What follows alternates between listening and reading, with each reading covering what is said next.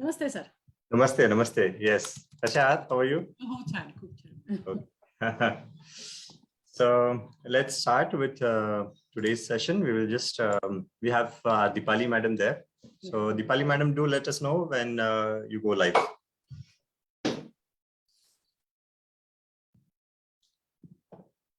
Okay, so I guess we are live on Facebook.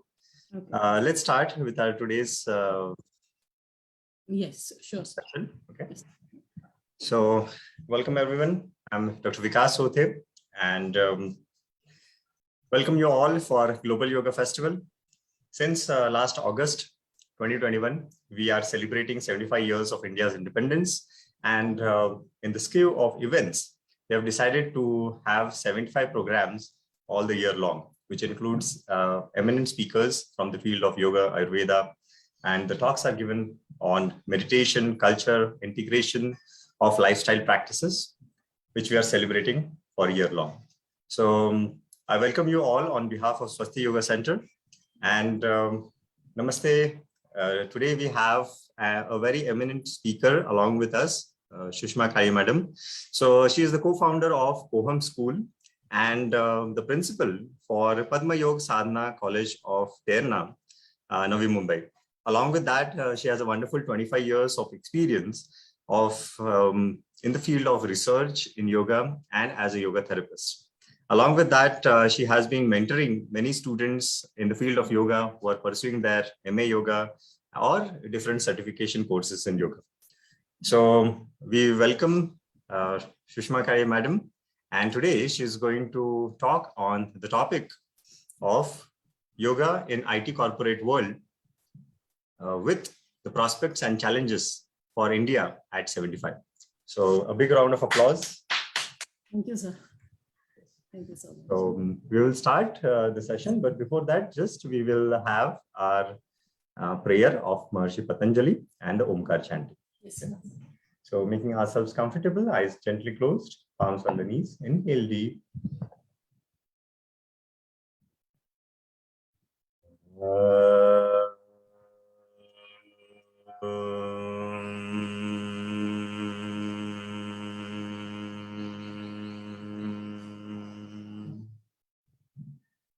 Inhale.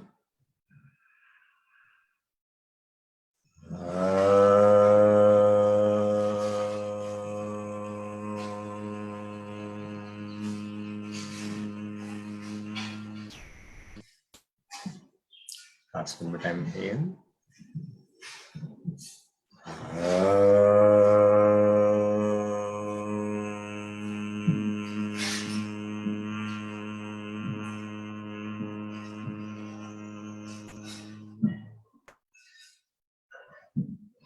Gently folding your palms.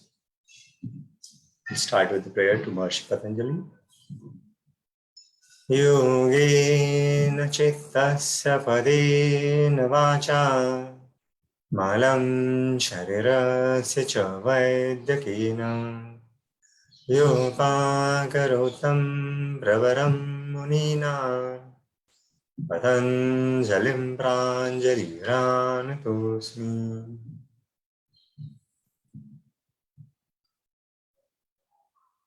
Slowly and gently rubbing your palms. Place your warm and hot palms on your eyes. Gently open your eyes behind your closed palms. Slowly take your warm palms down, moving towards the light of knowledge. Namaste. Namaste. This auspicious beginning, I invite you, madam, to take over for today's session. Thank you so much, sir. First of all, I would like to thank Dr. Vikas Chote sir and Swasti Yoga Center to present my session, my talk on this Global Yoga Festival. So thank you so much, sir. And I would like to share my PPT because only looking at my face and listening might be boring for you. So I would like to share one PPT in front of you. Absolutely, madam. You can share. Deepali, madam, you can stop the sharing and you can allow madam to share us.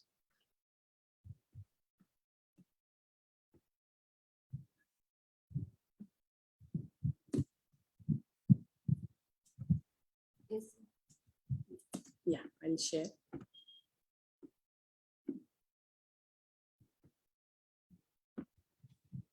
Okay. You all can see this, right?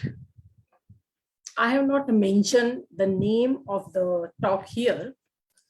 See, because it's not only about IT companies, it is all about corporate, it is all about workplace, basically. That is what I want to include into it. So at the beginning, see, it is said that not only after, now we are celebrating 75th year of Indian independence, but I think about many years back, Dr. Sarvapalli Radhakrishnan used to say that the emphasis on output focused approach would make the work mere labor. If our work is only output oriented, only result oriented, only goal oriented, then it will only become a labor and it will suppress the human spirit. So it is being told by, I think, around 100 years back. And as we are proudly celebrating our 75th independence anniversary of India, but still we are into this, we are stuck up into this phrase only. See, because it is said that if you want to learn a Western management or the Western education with its 100%, then you must go to India and learn. So because Indian education system is giving total by considering a complete Western education system or the output oriented or the work oriented quality, and they are emphasizing this quality into our students.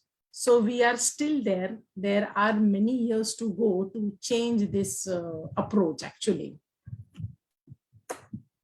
We all know that due to this workplace stress, workplace anxiety, in all over universe, many countries, they are suffering from job stress, they're suffering from burnout, they're suffering from the stress level and the experience of stress, and many like suicidal conditions are there, or just like burnout thing, like now I don't want to continue, I just want to leave, that type of thing. Even changing a job now and then, that is also very much big problem in the corporate world.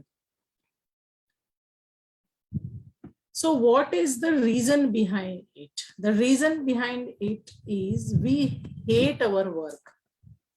I hate my work. That's why this stress level and anxiety level, burnout, and all these messes there in the corporate world. And what is the reason behind anxiety? You can add number of pictures or list into it. It is population, it is pollution, it is corruption, it is just a stress. Actually, this stress is goal oriented because our work has become goal oriented. When the work will become goal oriented, then definitely the spirit of that work or the life into that work will not remain there. That is basically the understanding of what this corporate world is nowadays. If you see this picture, there are two things. One is work and one is inner spirit. This phrase nowadays, it is very much common sentence, that work-life balance. This sentence itself explains that work is other than life and life is other than work. That means there is no life in the work and there is no work in the life. So how will you attain this balance into it if they are not one and the same thing? They are different entities, they are different kind of tasks actually. So that is the major issue of this corporate world.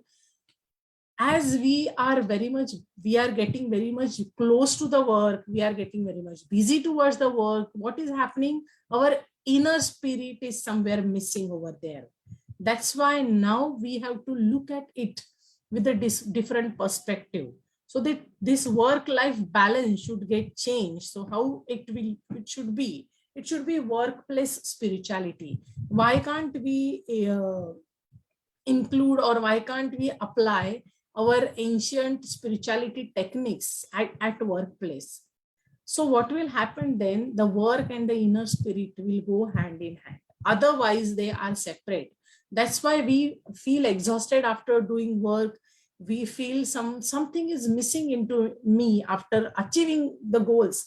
Even after achieving the big salary, after achieving the appreciations, after achieving the promotions and all, we are finding something missing into it.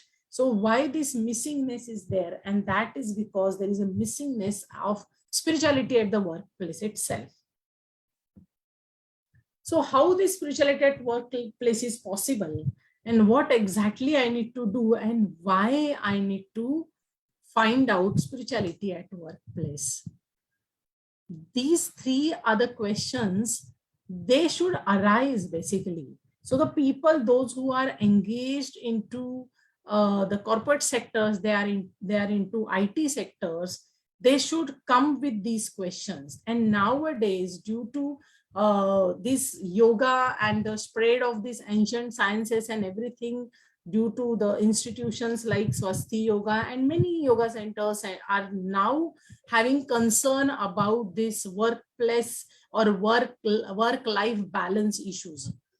So due to that, these questions are now arising, like how to find out this workplace spirituality, what exactly I need to find out, and why I should go towards spirituality. These questions are now arising, and that's why I think Sir has chosen this topic into this Global Yoga Festival. Now you all know Bhagavad Gita, as we are into nowadays, not only in India, rather in foreign countries, many people know what is this figure is. This figure, this image is about Bhagavad Gita, where it describes that if you have any questions, those questions will get resolved at the before war. So the questions will get dissolved before war.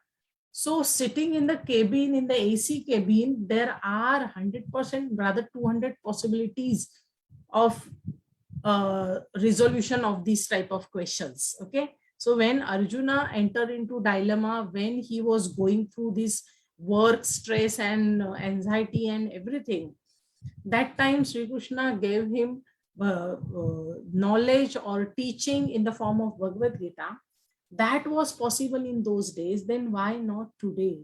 Today it is not the war condition, right? At war place, if that teaching and the solutions are possible, then why not in the AC cabin and at work in the corporate, the solutions we can definitely find the solutions at workplace.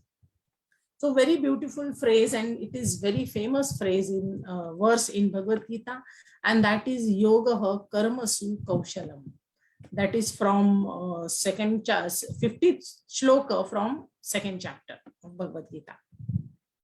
So what do you mean by this yogaha karmasu kaushalam? Yogaha karmasu kaushalam means you cannot change your job. That doesn't mean you go on changing your jobs and finding the satisfactory job into different industries or different corporate sectors. No, it is doing the same thing with the special skills. Doing or working with the special skills will lead you towards yoga or lead you towards workplace spirituality. So doing the task with some criterias, with some prerequisites, that is what is expected here in Bhagavad Gita. As you all are yoga students, you all know Patanjali Yoga Sutra very well, right? So Patanjali Yoga Sutra is a beautiful composition of Patanjali, Sage Patanjali, where he is giving us a solution on these problems, the corporate problems or the workplace problems, with the help of these three sutras, which I have mentioned here. You people are yoga people, so you might be knowing this, right? Abhyasa Vairagya Tannirodha. To come out of those problems, there are solutions. And these three are the solutions given by Patanjali. Abhyasa, Vairagya, these two are the means to come out of these problems. In the second chapter, again, Patanjali gives us a solution in a different way. And that is Tapa, Swadhyaya, Ishwar Pranidhana, and Kriya Yoga. So Kriya Yoga is again a solution. So if you will see here, it is Yoga Karmasu Kaushalam. So that means this is something like Karma Yoga.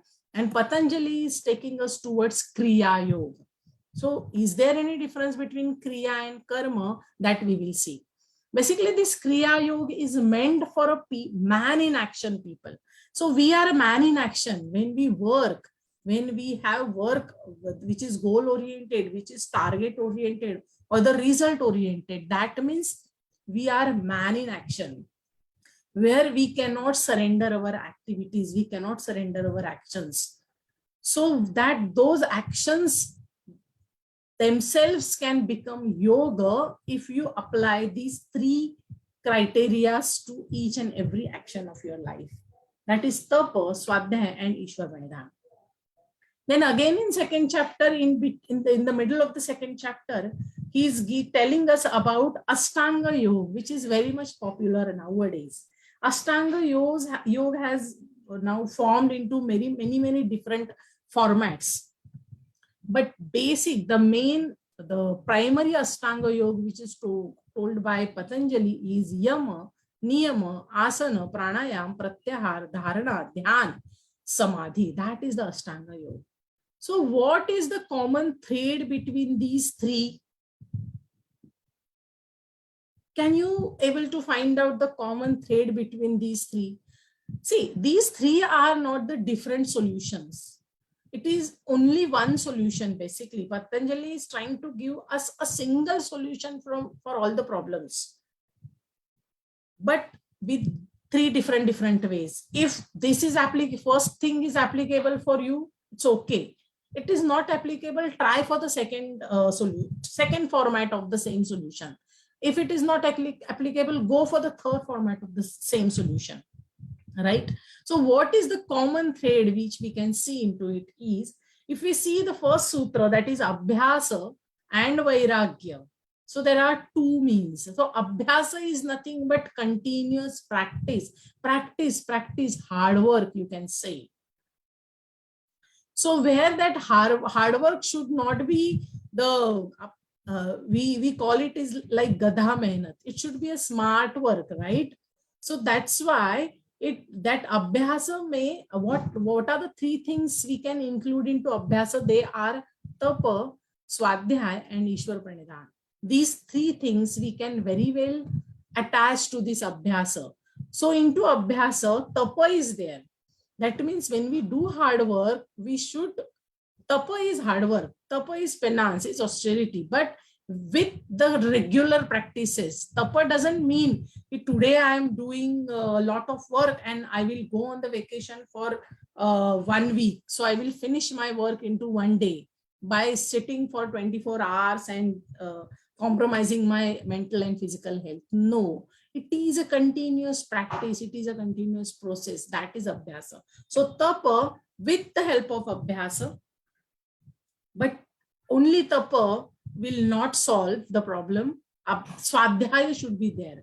Swadhyaya is understanding the work or the task which we are doing, having the knowledge of the task which we are doing, as well as having the knowledge of self, because I am going to cover that work, right? So I should know my capabilities, my strong points, my weaknesses, my strengths. So I can use those strengths for Tapa with the help of Abhyasa for fulfillment of the task. But only Tapa and Abhyasa is not enough again.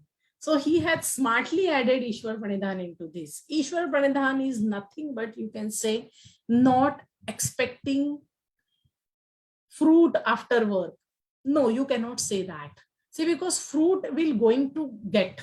You will get the fruit. You cannot deny the fruit, whatever fruit you will get after the work, after the karma. But you can actually get rid of, or you can keep yourself away from phala asha, expectations of fruit.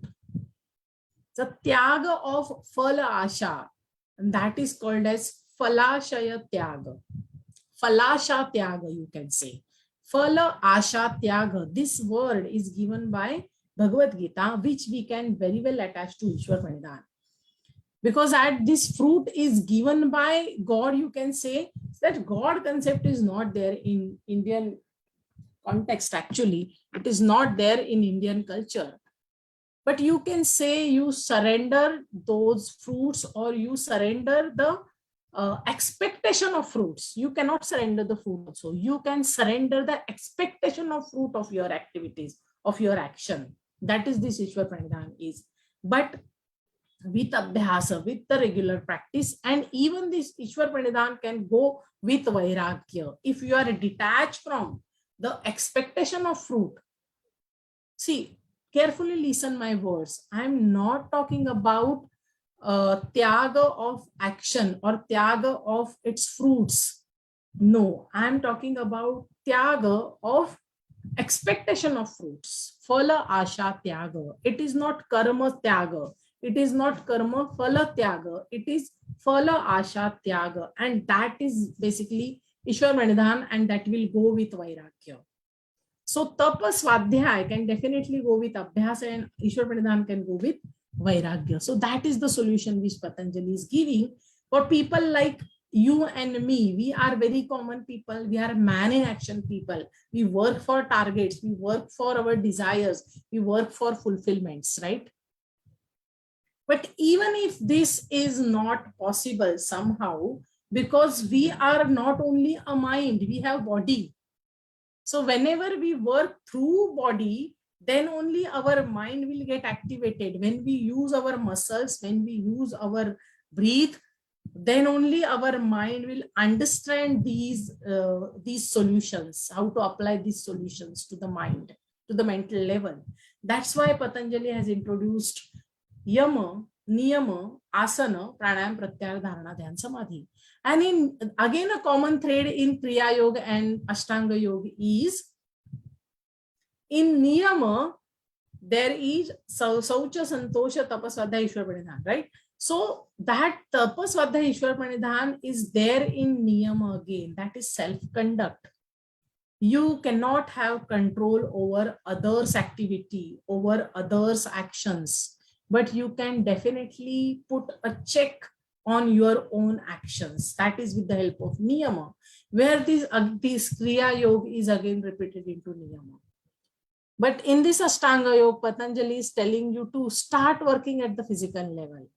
Why you just sit and think about your activities and phala tyaga and this and that, just learning sutras by hiding shlokas? No. Stand up, stand on or sit down on a mat and perform something. Go with the physical activity. That is asana. Whichever possible posture you can adopt, where you are stable basically. And this stability, the physical stability, is only possible if we are mentally stable. So asana has psychological benefits. Pranayam, that is all about the grossest form of prana, is breathing. And the subtlemost part is prana, that is vital energy. And we all know, according to Hatha Yoga Pradipika, chale vate chalam chittam nischale nischalam bhavet. That means if we have a check on our breathing, definitely we can handle our mind, or vice versa. Then this pratyahara, dharana, dhyan, samadhi, like antaranga yoga and everything will start. But what I'm trying to tell you, we need to find out the common thread between these three solutions. And that is the middle one, that is Kriya Yoga, which is very, very practically applicable for people like us. We are man in action people, right? That is this tapa, swadhyaya, and Ishwar Pranidhan. Now here, before going forward, I just wanted to introduce this Panchakosha theory. You all are yoga students, you know all these things very well. But when we apply this tapa, swadhyaya, and Ishwar Pranidhan, basically tapa and swadhyaya at the main part. So we need to apply it at all four koshas of human existence, all four layers of human existence. There are 5 layers, there are 5 shifts. But this Anandamaya Kosh is always there is a bliss. But these four, they are having impurities, and to remove impurities, we can very well apply Kriya Yoga to remove impurity from physical level, from vital level, mental and intellectual level. And a key point to understand this transformation from impurity to purity, here one equation is, formula is given over here.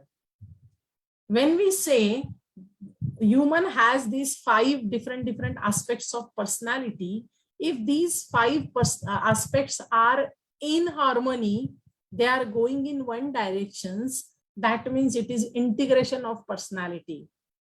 Whatever my mind wants, my body is doing it, my intellect is agreed to it, that means my personality is integrated personality. That, and if it is opposite to it, and many times, not many times, every time we are into a scattered format, we are going in different five directions. Our mind tells something, our body wants something, and our intellect has something different in its mind, right? So that means whenever there is disintegration, and this disintegration is nothing but vyadhi, which is this beautiful definition is given by Yoga Vasishta. You all people know who is Vasishta, Maharishi Vasishta. The way, for Arjuna, Sri Krishna was his guru. So for Sri Rama, Vasishta Rishi was his guru. So he has given this definition that vyadhi means disintegration of personality. So if we try to find out the opposite to vyadhi is samadhi. So samadhi doesn't mean living everything, the social life, the worldly life, and going into forest and sitting under the tree and doing sadhana. No.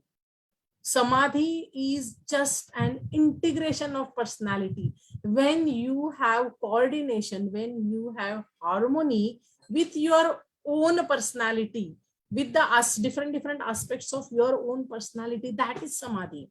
So samadhi is very much beginning of yoga. It is not the objective of yoga. Many times we misconcept that samadhi is the ultimate objective of yoga. No, yoga starts with samadhi and yoga ends with samadhi. At the beginning, it is at the beginning level, at the lower level, and at the end, it is at the higher level. And what is that higher level samadhi is that we will see at the end also.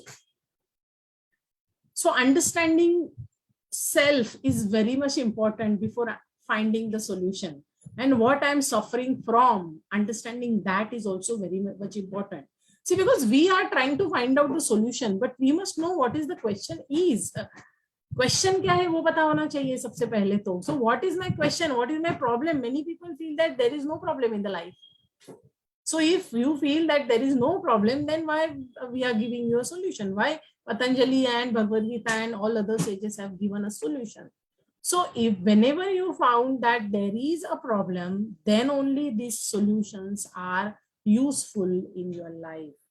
So to understand or to find out whether the problem is there or not, we need to find out first, who am I, what is my self is, what is my personality is. And when my mind, my intellect and my body, everything, all these things are going in a different ways, that means I'm disintegrated. I'm having a problem, that is vyadhi. I will come back to this after. Yeah. First of all, we need to find out whether in this modern times, in this modern era, this karma bandhana is applicable or not. If you feel that there is nothing like karma bandhan and there is nothing like karma siddhanta, then do not attend such type of lectures. Do not believe, you will not have belief on all these ancient sciences. Forget about it then. But definitely there are people, those who are the believers of karma siddhanta in this modern era also. And this karma siddhanta is basically due to, or this karma bandha is due to kleshas, right? So this is, here I have drawn a vicious cycle. Why we have caught up in this vicious cycle, and what is the problem is, actually we need to find out the problem now. So problem is start from the action. That doesn't mean you stop acting. You cannot. Life itself is activity. So when you stop actions, your life will stop. So that is not at all possible, right? So your action will start first at the first level. Your action will generate certain effects. And those effects are, sometimes they are pleasurable and sometimes they are non-pleasurable. If the effect of the action is pleasant or it is pleasurable, then you will develop rag. Rag doesn't mean Marathi wala rag. It is attachment. Rag is attachment. You become attached to that pleasant experience. You become attached to it and you want it again and again. Dil mange more. You want it again and again, right? And if the experience is unpleasurable, pleasant, then you try to avoid it. That means you will develop dvesha of that experience.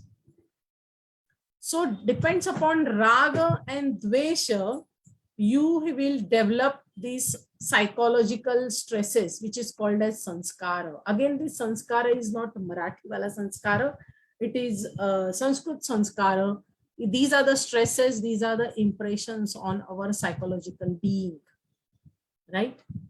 So out of, again, our next actions are influenced by these sanskaras. So these sanskaras will motivate us to perform again certain actions. They will again develop certain effects. They will again give us certain experiences like pleasant or unpleasant experiences. Again, raga, dvesha, and again sanskaras. So this is the cycle and this is the karma bandhan. And this is due to kleshas, because all our actions are under the influence of kleshas. A very beautiful example is given by Bhagavad Gita again, is if you go through second chapter, shloka number 62 and 63, it will give you a complete problem. It will show you a complete question of your workplace. And what is that?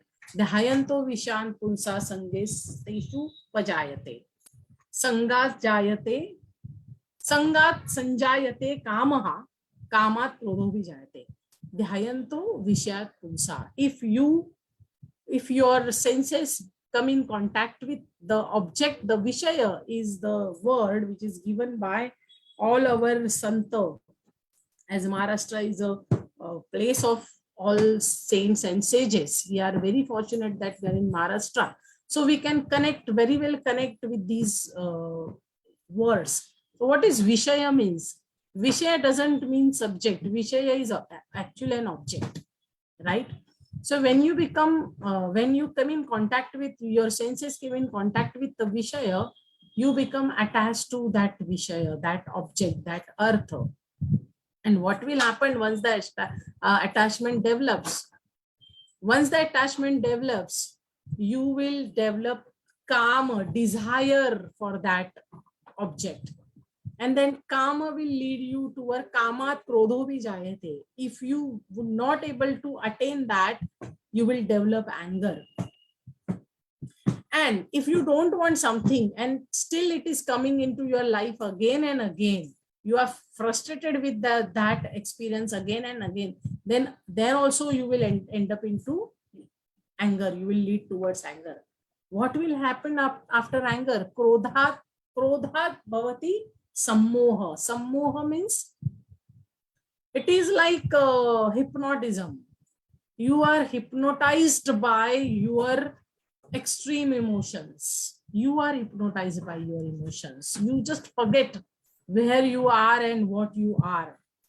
And you perform certain actions which are not good for you, which are not shreyas for you. That is sammoha. Sammoha Smruti Vibhramaha. Once you become what you can say, Sammohat, once you become this Sammohan will take your charge of your mind, this Smruti Vibhrama will happen. You will forget all teachings, all your moral and values and everything. And you will perform actions like that. And Smruti Vibhramat, Smruti Vamshat, Buddhi Nasha. Buddhi Nasha, Sat Sat Viveka Buddhi will not remain there. You know everything, what is good and what is bad, what to do and what not to do. You know everything. But due to this vicious cycle, we just Buddhi Nasha. Right? And Buddhi Nashat, what happened? It is Nash of your own self. You gets lost finally. So you destroy your own self. And the beginning is and the end, everything is given by Bhagavad Gita. So this is the problem. So now I think we know what is the problem is, right? So this is explained by Patanjali Yoga Sutra. There are basically 5 kleshas. They are avidya, asmita, raga, dvesha, abhinivesha. But raga and dvesha, they are very much, you can objectify them. You can have a gross level experience of raga and dvesha, definitely, right? So that's why the more emphasis is given on raga and dvesha. Now, when we are talking about Kriya Yoga, now we will just try to understand what is this Karma Yoga is. Okay. Karma Yoga is a way of anchoring the actions in Dharma. That means we are putting a checkpoint on our karma. These are the similarities of Kriya Yoga and Karma Yoga, which I am trying to tell you. Kriya Yoga will tell you that there are 3 prerequisites or 3 criteria. If you perform your action with all 3 criteria, then it will become that Kriya itself will become yoga. And here in Karma Yoga, if you apply a check of dharma into your karma, then it will become Karma Yoga.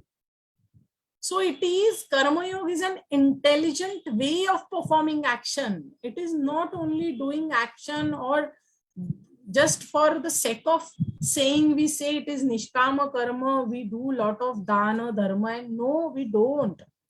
Use your brain, use your intellectual way to performing action. So that will not leave psychological traces or sanskaras on your psychological being or your psychic being. And rather that will facilitate you to transform yourself, transcendent yourself, where into this, out of this loop, transcendent yourself out of this vicious cycle. So this self-transcendent is possible with Kriya Yoga and Karma Yoga, and both are same in nature, right? Now here there is a solution. Now I think you people are convinced about the problem, right? What is this problem is, right? But now we need to find out the solution. Very beautifully given by, see, I am trying to combine Kriya Yoga of Patanjali Yoga Sutra and Karma Yoga of Bhagavad Gita into it. So you people should not feel like they are scriptural, we cannot apply. No, they are very much practical. That I am trying to tell you. Now, what Kriya Yoga and the combination of Karma Yoga tells us, basically what Bhagavad Gita gives us. It gives us Manonigraha. It gives us Samabuddhi. It gives us Falasha Tyaga. So how will you connect the common threads of Tapa with Manonigraha? See, because for Manonigraha, we need to be very much disciplined. We need to apply our regular practices on it. Atha yoga anushasanam. When it says, that means what? Atha yoga anushasanam. Suppose I'll give you one example, right? When you watch any game, suppose you are watching cricket, right? You are not playing cricket. The players, they are trained cricketers, they are trained players, they know all the rules and regulations, how to play cricket, how many balls, what these particular type of bowling or particular type of batting or wicket keeping, everything happens, right? They know all the rules and regulations. You are going to just watch the cricket, but when will you enjoy watching cricket? When you, as an audience, as a viewer, you should know all the rules and regulations. Then only, even if you are not playing cricket on the field, you are just watching. But when will you enjoy? Because see, I cannot enjoy football because I don't know all the rules and regulations of football. For example, I can enjoy cricket because I know all the rules of cricket. So you can only enjoy the game when you know the rules of it. That is this Atha Yoga Anushasanam. When will you start? When you are eligible to walk on the path of yoga, when you know all the rules of yoga. Otherwise, you will find it very much difficult, and you will leave it in between. There are many examples. Many people, they are there telling that no, I will not do yoga. I will go for gym, I will do this, I will do that, I will listen music, or I will go to pub, I will go to club. Why? Because they feel that this is they don't enjoy yoga basically. And why they don't enjoy? Because they don't know the rules and regulations. That's why. So understanding rules and regulations and following it, applying it in our day-to-day life, that is tapa. And for that, we require mano nigraha and vice versa. That tapa will develop mano nigraha into us.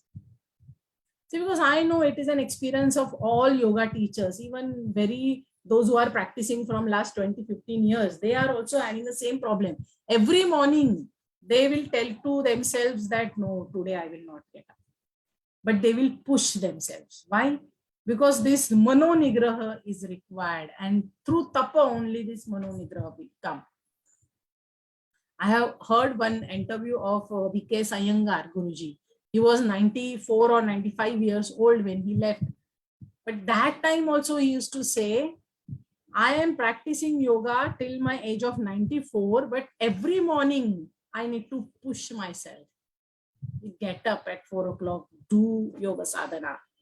And we are to no one in front of him. So how much kind of tapas and mano nigraha we need to apply in our day-to-day life, right? So be ready for it. Then जैसे मैंने कहा कि we need to know all the rules and regulations. We need to know our own strengths and weaknesses. That is this samabuddhi. We need to know what is good and bad. See, very beautiful concepts again from Indian context is Shreyas and Prayas. Everyone likes prayers, but Shreyas, finding something which is Shreyas and following that Shreyas thing in a life is called as samabuddhi. Even if it will not come in a very beautiful wrapper, but it is Shreyas for me.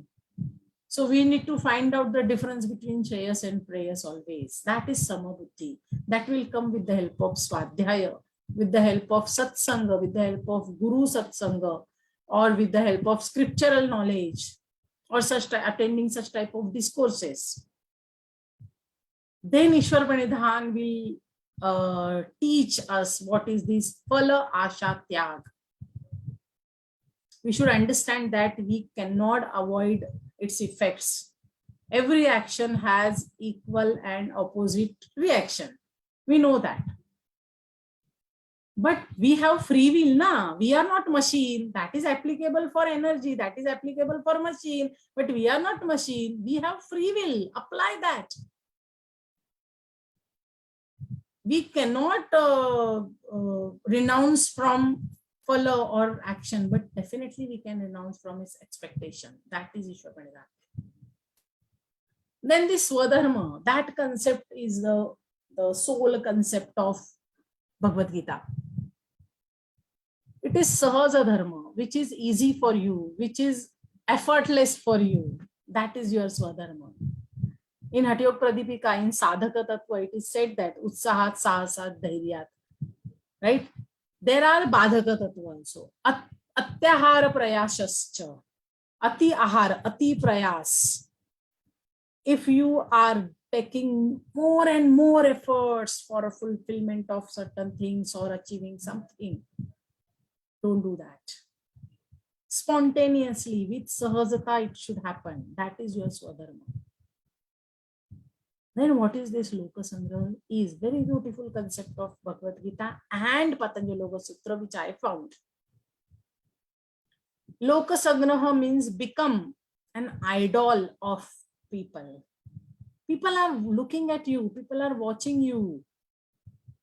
You are yoga sadhak, suppose you are yoga practitioners. That doesn't mean for 1 hour you are yoga practitioner and for remaining 23 hours you are XYZ. You can do whatever you want. No. You are 24/7 yoga practitioner. If you are yoga teacher, you are 24/7 yoga teacher. If you are yoga researcher, you are 24/7 yoga researchers. That means people will start looking at you. You are there, even if you want or don't want. You are a guide of these people. That is Loka Sangraha. And in Patanjali Yoga Sutra, very beautiful word given in 4th chapter, that is Pradnya Aloka. Aloka is light. It is like you are a torch for them. You are a torch of intuitive knowledge for them. So it is your responsibility, right? So that is the whole concept of this corporate sector. When the leaders will become Pradnya Aloka, they will start following Loka Sangraha.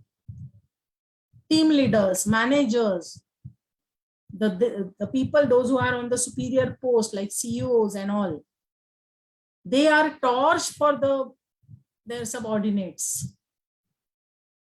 So they should follow these things, right? It's their responsibility. So Kriya Yoga and Karma Yoga or Indian context is not only talking about your self-oriented task, but they are covering the social aspects as well.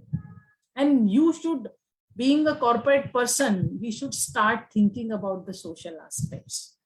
We are otherwise very much self-oriented, right? These are some shlokas, just I mentioned it. Now, what will happen? What are the answers of this? What exactly? How and why? What is it? That is Karma Yoga. It is Swadharma, which suits you without effort, spontaneous, sahajata se, whatever you would able to do that. Do not torture yourself. Tapa is there, obviously. How you will go for it? With tapas swadhyaya nishpapanana. And why we are doing it? For Loka Sangraha, for guiding others. It is not only for my sake of myself I am doing. It is for the society. Is it for the sake of society I am performing it? People will follow me. Right? So that is the solution and the outcome of Karma Yoga, which I would say. So that is over from my side. If you found it difficult, I don't know whether I would able to give justice to the topic and your students' knowledge. You can. It was extremely wonderful. Thank you very much, madam. And if there are any questions, I would invite. Yeah, you can take some questions. And very beautifully, you have integrated the solutions of Patanjali, the Karma Yoga from Bhagavad Gita, and how they can be applied by our professionals in their company. Because as you talked about, you highlighted the challenges which are faced by the people in the corporate sector, whether they are the targets, whether it's the burnout syndrome, or whether it's the prayas thing that you highlighted as it is stated. So trying to achieve those things which are beyond your capacity. Just because your peers are waiting for 8, 10 at night, you also tend to get dragged into this kind of rat race that we have. And at the end, you realize that you have to pay a very big price for it. Mhm. So thank you very much. It was really very awakening. And I feel such kind of sessions have to be conducted very often, especially in the corporate sector, so that people are inspired and a new dimension of looking towards their self, to the way we have the Chaturvid Purusharthas of is work the only aspect of life, or there are some other aspects of life. It will help in introspecting that. So I would just share the screen so that we can go ahead with the felicitation. I will request everyone to unmute themselves and give a big round of applause to Sushma Kaya Madam.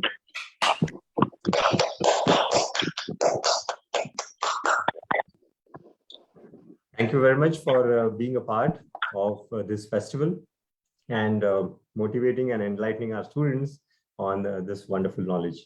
So taking our program ahead, thank you very much. I will just announce the speakers for the next week.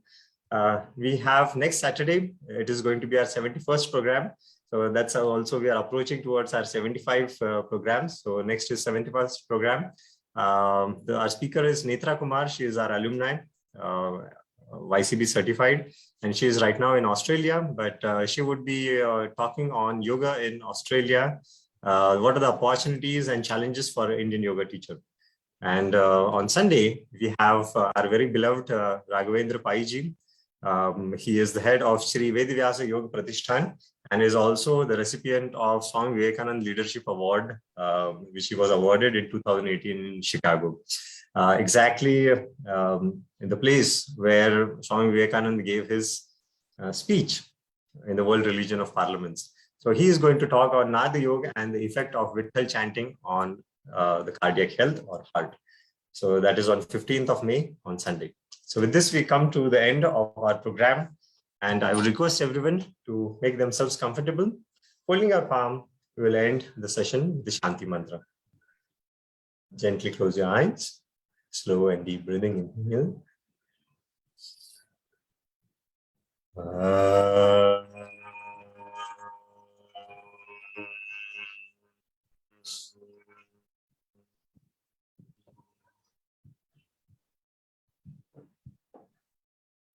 Sahana vavatu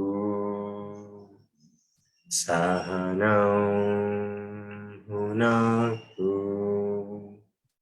sahaviryam Sarvavahe Tejasvina Vadhitamastu Ma Vidvishavahe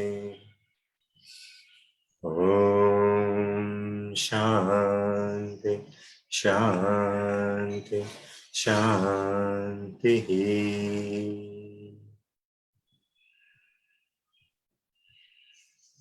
Take up your palms. Warm palms on your eyes. Slowly and gently absorbing the warmth. Open your eyes. Slowly taking your warm palms down.